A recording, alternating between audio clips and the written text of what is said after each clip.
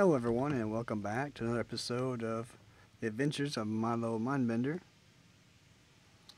And we're back here on campus and we've got to see the Archmage and let him know that things are not quite right in Sarthal. Went ahead and had the time to do some trading there at Brianna's and bought some food, so I'm well fed. No longer thirsty, satiated. Still kind of tired though. I didn't get a chance to sleep last night.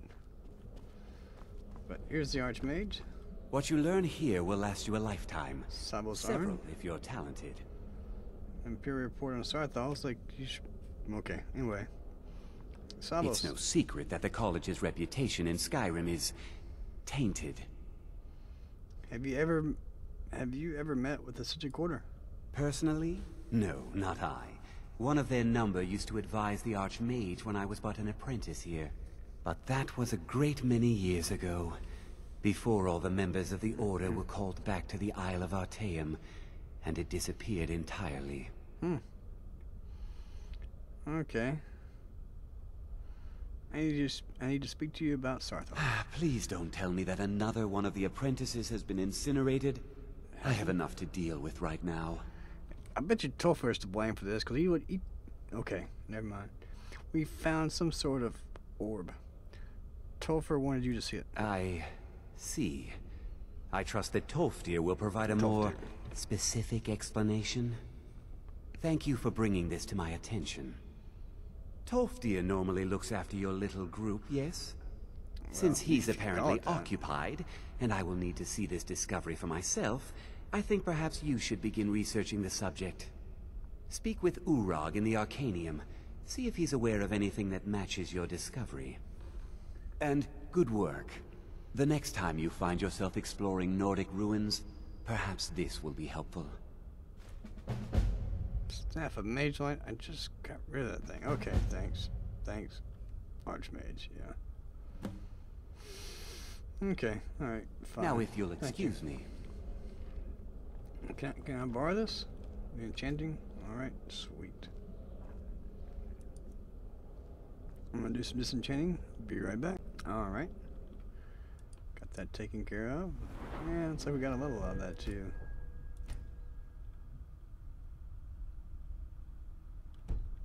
I still got... I'm just tired. Okay, I haven't got brain rot. Good.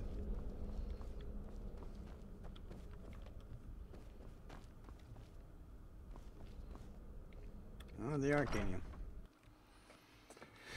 Alright, we're told to see the head of the Arcanium here. See if he has any good news for us.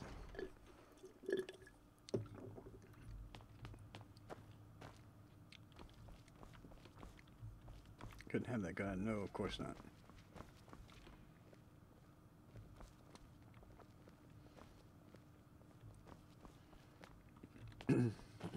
I don't want to see you treating any of these books poorly. No. Are we clear? Can I have that?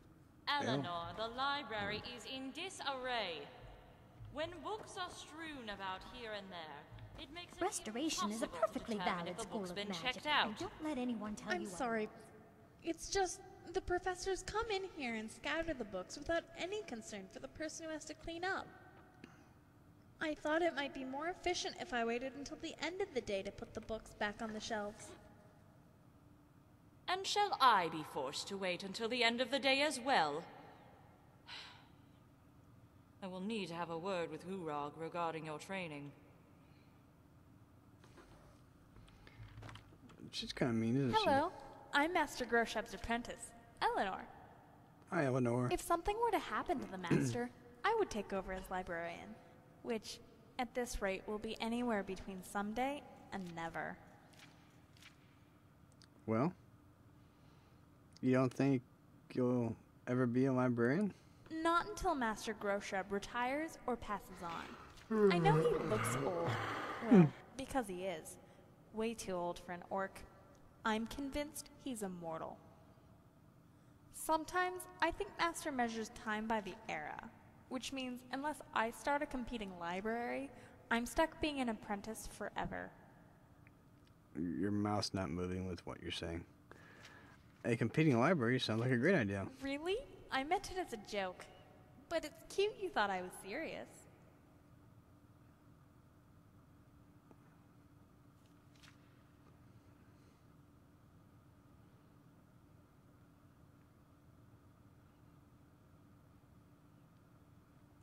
Ah. Okay, show some skin and nobody will care about the decrepit old Urag and his dusty books. Then I wouldn't be a librarian, now would I? Yeah. Okay. I bet you overhear a lot of conversations working here. Any interesting rumors? Just the one. Let's just say Neria and Ferelda are having Surges enchant more than just items. It seems Surges Tyrannus has much to teach us all. I don't even want to imagine the kind of lessons you're referring to. So I won't. Alright, well, good luck with that. Thanks. Come by any time. Olivia? Confound it all! This page too! That makes 5 in total. This is unacceptable! Is something the matter? A page from one of these texts, and 4 others. Torn right from the spine.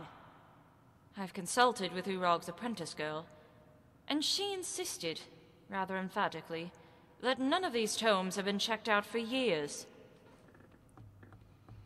I told the girl that wouldn't preclude a thief from browsing the cases, however. I don't blame her, though. It's the head librarian's duty to keep more sensitive texts behind sealed doors. Or perhaps it's the fault of the one who trained him, not to be more perceptive of sensitive texts. In either case, the result is the same. It is as I feared. Someone has managed to steal key pages from the writings of Trectus. Trectus. A forgotten name for a powerful man, founder of the guild. Indeed. Although I doubt that name lacks reverence here. This is an institution of higher learning, I hope. It certainly has the pretension of one.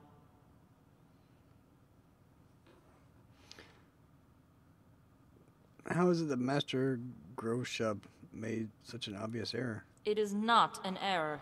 It's far more likely that Urog holds an opposing position regarding the substance of these texts. Not to mention a stubborn refusal to recognize that a controversial theory might actually have merit. Explain this theory. The majority of scholars are split between 2 disparate camps.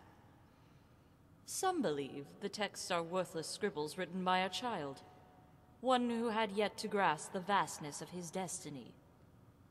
Others contend that the author is not Vanus himself, but a pretender hoping to profit from the mage's name. Both camps, however, are in agreement that the texts themselves have no intellectual merit. They are either an amusing reference for biographers and historians, or an elaborate hoax that vexes the very same. So why search for them if scholars believe them worthless? There are some, however, who attribute the text to a different origin. Not the young Trectus, but the elder Vanus Galarian.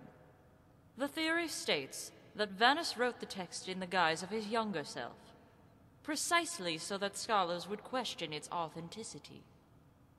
By diverting the eyes of those who seek power, it provided an extra layer of security, in addition to the cryptic nature of the text itself. Your voice really carries, and we're in a library.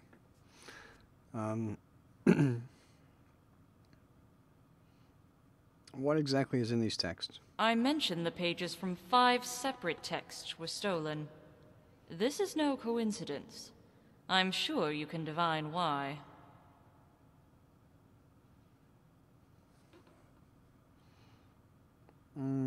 One for each school of magic? Exactly.